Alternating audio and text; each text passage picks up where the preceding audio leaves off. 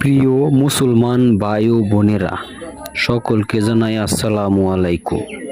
আজকে আমি অসাধারণ একটি ভিডিও আপনাদের সামনে নিয়ে আসছি।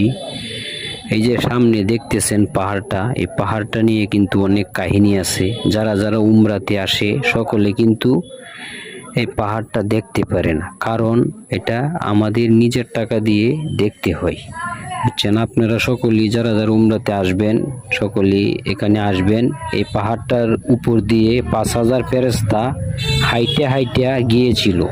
এটার জন্য এটা একটা পাহাড় ছিল পাথরের। এই পাহাড়টা গলে বালুর আকৃতি হয়ে গেছে। অসাধারণ একটি পাহাড়। এখানে সবাই এই আসে দেখার জন্য, এবং দোয়া করলে আল্লাহ তাআলা দোয়া কবুল করে। আপনারা সকলেই এখানে আসবেন, পাহাড়টার দেখবেন। যদি ভালো লাগে অপর ভাইকে দেখার সুযোগ করে দিবেন। সকল ভালো থাকবেন।